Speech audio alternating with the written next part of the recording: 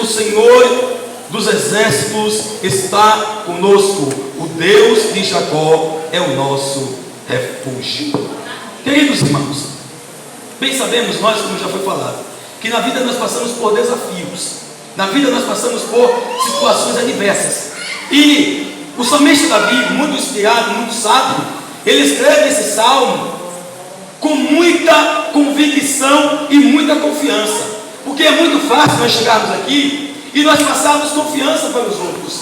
Mas o mais difícil é quando nós vivenciamos situações como essa, aonde ele diz: Deus é o nosso refúgio e nossa fortaleza, socorro bem presente na hora da angústia. Muito simples é chegar para alguém, para o irmão Francisco, e dizer que ele precisa ser forte, quando na verdade, será que eu estou sendo forte para lidar com a situação que eu estou passando? Mas o Evangelho nos faz passar pelo crivo e pelas lutas e circunstâncias. Aonde é que está escrito, irmão? Já gritou-me Paulo? No livro de Romanos, capítulo número 5, o versículo número 3, ele vai dizer que a tribulação, ela produz perseverança. Então, o cristão, ele precisa passar por lutas. O cristão, ele não pode viver só uma vida de mar de rosas, não. No Salmo de número 27, você vai ver que o mesmo salmista, ele vai dizer: o Senhor é a minha luz e a minha salvação. A quem temerei? Ou a quem terei? Então, muitos desanimam. É por isso que na Bíblia nós vamos encontrar diversas vezes a palavra esforçai-vos. E o próprio Senhor Jesus vai dizer: esforçai-vos, pois, para entrar pela porta estreita. Como está escrito nesse Salmo aqui 46, Deus é o nosso refúgio.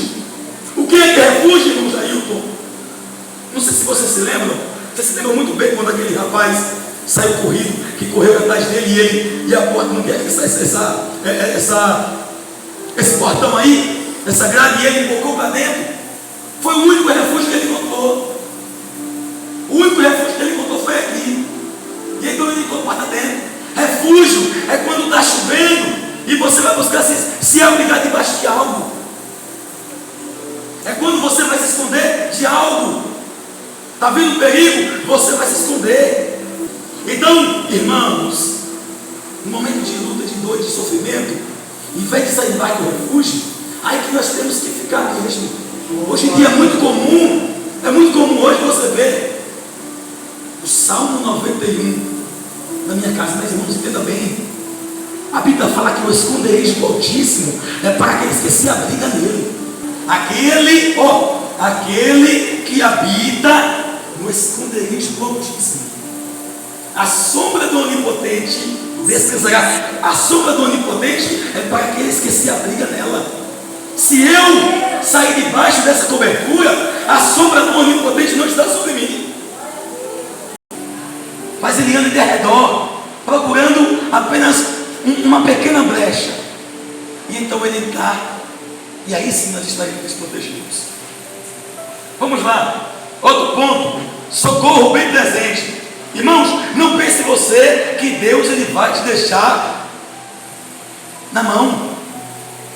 Ah, irmão Jair, como é que está doido? Mas está demorando tanto, porque talvez Deus queira tratar com você. Ele é socorro bem presente na hora da angústia. Talvez a angústia está sendo difícil, a luta, sim, mas talvez ainda Deus ele está olhando para você. Dizem, conta-se a história da águia, que a águia, quando ela tem os seus filhos e eles já estão um pouco crescidos, dizem que o ninho delas é feito de espinhos pontiagudos, e sobre aqueles espinhos existe um pelo de cordeiro. Então, quando a águia decide voar, ela chama os filhos para vir para cima das costas dela, e eles não querem vir, porque eles estão ali no bem bom, aquelas mãozinhas bem boas, não vou não. Dizem o que ela faz então? Ela pega a ponta do bico e puxa aquele pelo, e quando puxa aquele pelo, os filhos começam a pisar nos espinhos. Então ele vai para as costas dela. O que ela faz? Ela sobe um pouco acima das alturas, e então de lá ela dá aquele voo e vira. Então o que acontece? Os seus filhos começam desesperadamente, Socorro, socorro, mamãe, o que eu faço? E a mãe está lá olhando. A mãe está lá olhando. Antes desses filhos chegar na terra assim, desmanchar na terra, ela dá aquele voo novamente, pega o filho de novo, leva lá para cima e novamente solta ele até ele aprender a voar. Deus conosco não é diferente, irmãos. Imagina nós chegar no céu. Eu consegui por mérito próprio. Por que ninguém vai chegar no céu por mérito próprio? É exatamente por isso. Porque imagina, não, eu deveria estar aqui em cima, eu deveria estar lá em cima, aquele irmão não. O impossível é quando Deus vê que está longe das nossas possibilidades. Então ele chega com o seu socorro.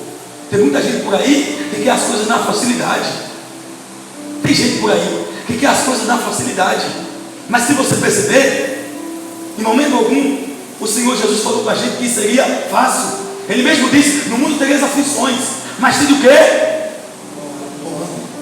No mundo vocês vão passar muitas lutas, muitas situações difíceis, mas tem de bom ânimo, porque eu venci o mundo, e se eu venci o mundo, vocês vencerão também.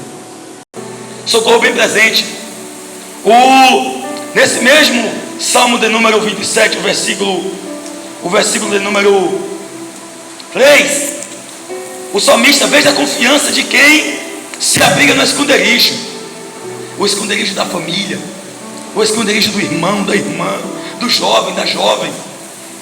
Ainda que um exército me cercasse, ainda que eu estivesse rodeado por um exército, eu não temeria.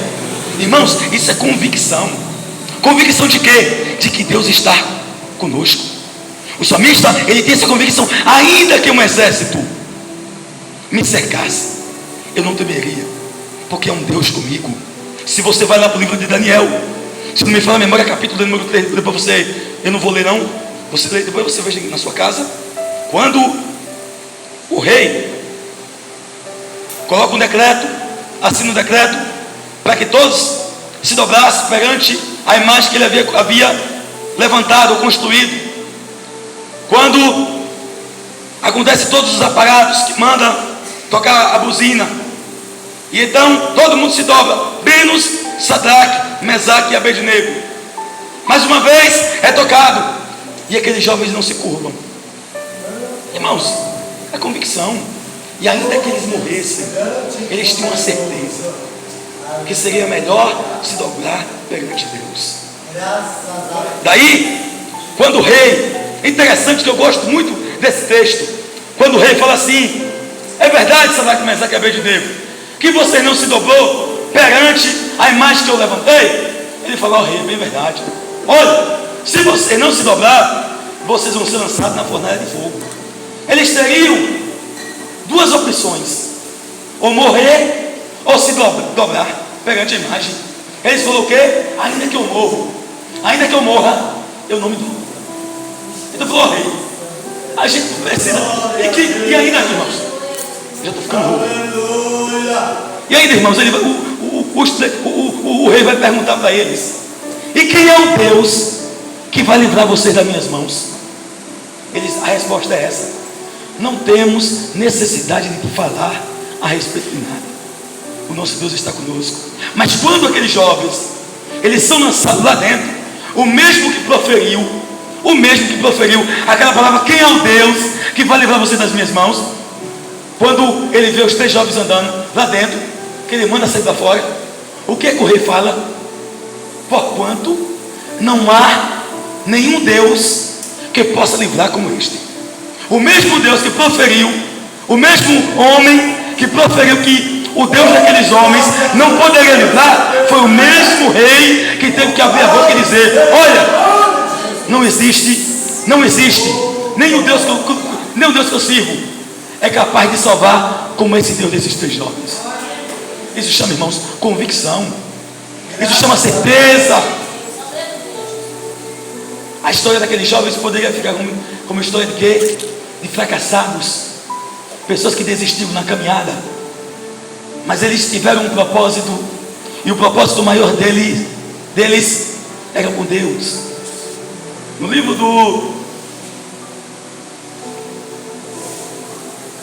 de Atos, capítulo número 27, vai dizer que o apóstolo Paulo pregava e saía em viagens missionárias, e um dia ele foi preso.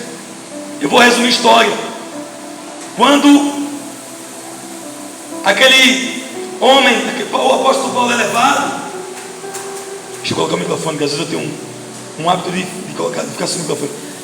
Quando o apóstolo Paulo é colocado no navio, a Bíblia conta que há uma tempestade. Depois você lê em casa melhor. Há uma tempestade. E chega um momento que o apóstolo Paulo fala: senhores, bom seria que vocês não fossem adiante, porque o apóstolo Paulo provavelmente ia ser morto. E então ele mesmo fala aos senhores: não seria bom que a gente fosse. Por quê? Porque essa viagem não vai ser nada boa. Mas adiante, irmãos, adiante, o apóstolo Paulo, depois de muitos dias com naufrágio, sem ver nada, tudo escuro, esse mesmo homem, ele poderia dizer: ó, não quiseram me ouvir, se dane. Foi o que o apóstolo Paulo fez. Senhores, eu bem vejo que vocês já estão cansados, desanimados, e vocês não comem há dias. Então tem de bom ânimo. Irmãos, como pode alguém que está sendo levado para ser preso, para ser torturado, ter essa convicção? É somente alguém que serve verdadeiramente a Deus. É somente alguém que de verdade serve a Deus sem esperar nada em troca. Porque é interessante, quando nós servimos a Deus, às vezes nós queremos sempre algo em troca. Ou seja, eu vou além. Quando nós pedimos a Deus, e eu já estou terminando, quando nós pedimos algo a Deus, nós queremos que Ele faça a nossa vontade muitas das vezes. Sinceramente, muitas das vezes quando a gente perde algo, quando a gente perde alguém, no fundo, a gente acha que aquilo ali foi injusto. Foi injusto, Deus. Foi injusto o que o Senhor fez. Mas às vezes, irmãos, nós não sabemos compreender os propósitos de Deus. Nós não sabemos entender os mistérios de Deus. Então nós precisamos nos mergulhar mais nesse refúgio chamado Papai do Céu, Palavra de Deus. Como eu queria que ele estivesse aqui. Como eu queria que ela estivesse aqui. Deus, por quê? Lembra-me como hoje, uma história não, isso eu pude vivenciar. Um diácono muito atencioso da obra de Deus. Ele era baixinho, irmão Luciano, não posso me esquecer. Ele foi cometido de uma enfermidade e ele foi parar no hospital. E então os irmãos, vamos orar pelo irmão Luciano. E começaram a fazer campanha, mais campanhas, e orando. E o irmão Luciano ali, e o pastor Raimundo, desde que conheceu o pastor Raimundo. E o pastor Raimundo: irmão, nós temos que orar. Mas quando fomos de irmãos, o pastor Raimundo chegou no hospital e viu o irmão Luciano. Ele viu o irmão Luciano, não estava nada bem. Ele chegou e falou: chegou na igreja à noite, no culto de doutrina, pastor Jackson. Falou: irmãos, não vou orar para Jesus por Raimundo Luciano, não.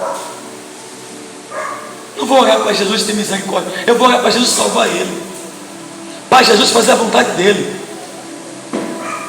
E então foi feita aquela oração. 2 dias depois, o irmão Luciano parte para a eternidade. Às vezes a gente somos injustos. A gente quer travar o tempo de Deus. Irmãos, se há algo que você tem para receber, não ponha a mão não. Se você já falou que Deus tem que fazer, deixe de fazer. Deixe de ser apressado, agoniado, como diz aqui na Bahia.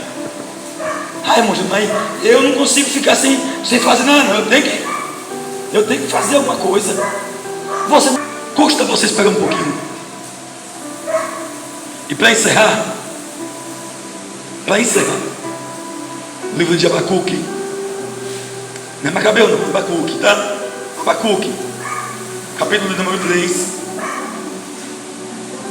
Versículo 17, ele vai dizer: ainda que não haja fruto na videira, ainda que não haja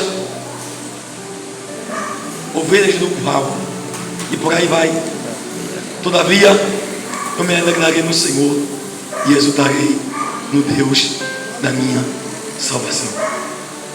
Todavia eu me alegrarei no Senhor e exultarei no Deus da minha salvação.